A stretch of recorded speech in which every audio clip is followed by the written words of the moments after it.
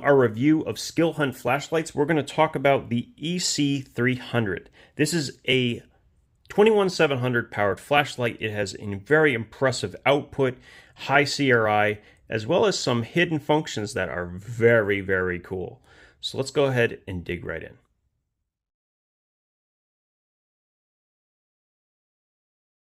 Let's start from the outside. We have a pretty nice finish, actually really, really cool look. Even a neat finish to the bezel itself, and the button is frankly very, very futuristic looking. It has a USB Type-C port on the outside with a silicone cover. It does not come with a spare cover. That's something they could probably include, and I would highly recommend they do, but it does come with some silicone rings. It comes with a pocket clip, charging cable, and a lanyard. These are just here for emotional support over here.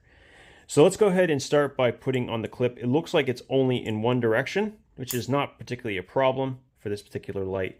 I do wish, though, it had the same sweep up like in its smaller cousin, because that actually makes it go a lot easier into the pocket to get under that little lip. So instead of having to lift it with your fingers, you can actually just slide right on. That is something I found to be the case, and it would be nice if they had that. So this is not going to be a tail switch, and it's not going to be magnetic either. But trust me, it makes up for all of that on the inside. So let's go ahead and take it apart. I think it still has its tab preventing it from turning on, and it does. There you go. So take that out when you get it. It uses a 5000 milliamp hour battery. It is a protected circuit, so that's important to note. So don't use an unprotected cell. A lot of these are, so it shouldn't be a problem. So let's go ahead and get that screwed back on. Now, let's see something. Let me grab this for a second. So outputs on this light, pretty decent. Not a high candela rating though, which tells me this is going to be a very, very floody beam. But it's okay because it's not trying to be anything else. You see, see how short it is? It's very, very short. It's not surprising. The longer you make the barrel, the more concentrated you can make the beam or focus the beam. So that's not surprising to me. It only runs on that output for a very short time as well, due to heat, I'm guessing, and then drops down to 700 lumens for 160 minutes. It also has a secondary turbo mode, as well as a secondary low mode. We'll go into what that's all about. And down here, you might notice it has colored lights, which is very, very cool. We're going to showcase that. I think it's definitely something to talk about. There is no alternative fuel. You have 21700 and that's it. And at this size, there is nothing else anyway. Now, this is the user interface. Believe it or not, this manual does a perfect job in explaining it. It may look a little complicated, but I'm going to try to make that simple for you. It works pretty much the same as the M150. It has that same excellent user interface that I rated a 5 out of 5. I will tell you again, this will be a perfect user interface for this particular light, but I wanted to really showcase some of its unique features. So if we turn on the light, we get whatever is saved. Hold press will cycle through the 3 middle modes. Select the one you want. We'll go to the lowest, turn it off, and then it'll always come in on that until I switch it. Okay?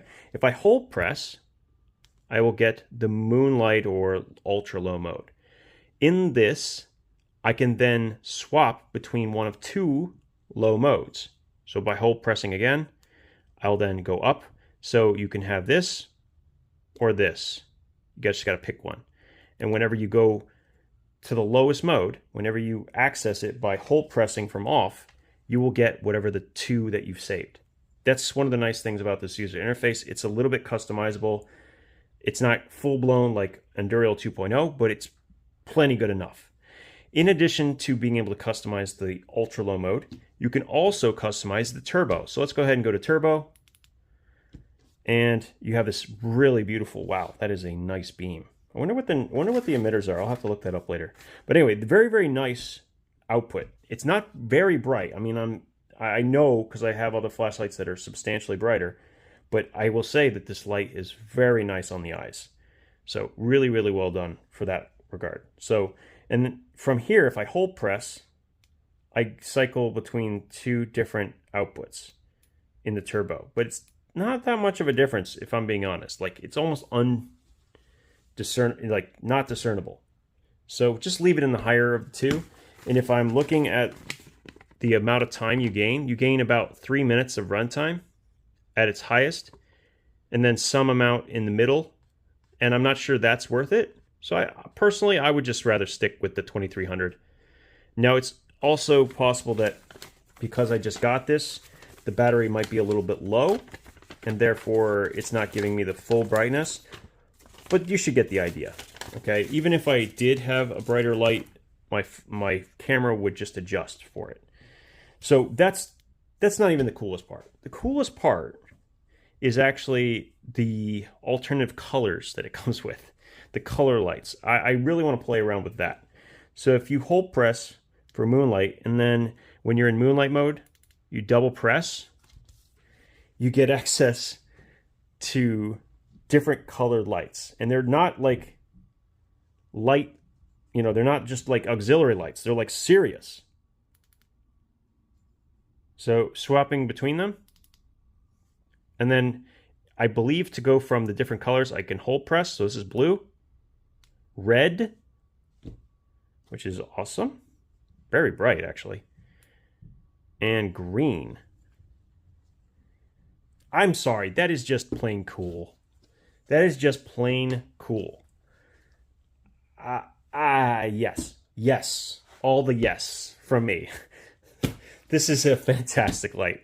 And there's usefulness to the 3 different colors. If you're, I know for sure hunters use different colors to help them find blood in the dark. Green, blue, and red both are better if you're trying to maintain your night vision. Yeah, so very, very cool. I can't even imagine what you could really use this for. Maybe you can let me know down in the comments. But from what I can tell, this is fantastic. It's also going to be IPX8 waterproof, I believe. Let me double check that. Yeah, IPX8. So it's waterproof as well. Just keep in mind that's only true if this silicone cover is intact. All right. But very, very impressive, to say the least. So I wonder now if it's saved to the green when I go to moonlight automatically. Okay. It does that. So I can swap between a low mode or the color, and then whenever I access the lowest mode, it just gives me, that's amazing. That's amazing. I don't know, man. This is my first time, other than the E2A, which I wasn't all that impressed with, playing with Skilhunt flashlights. And these 3 lights, I mean, they're basically 2 lights, they are super impressive. Like the user interface and the features, they've been so well thought out. Clearly, these are coming after this one because it doesn't have the magnetic system. My guess is if they come out with another version, they're probably going to have the magnetic attachment. But even without it, I kind of like the USB-C, so I'm okay with that. Maybe this is just because of the fact that you couldn't put a USB-C and still maintain the thickness. Actually, that probably answers my question. Either way, I think the EC300 is one of the cooler lights that I played with. Really, really well done by them. This is going to be a favorite of mine. I can tell already.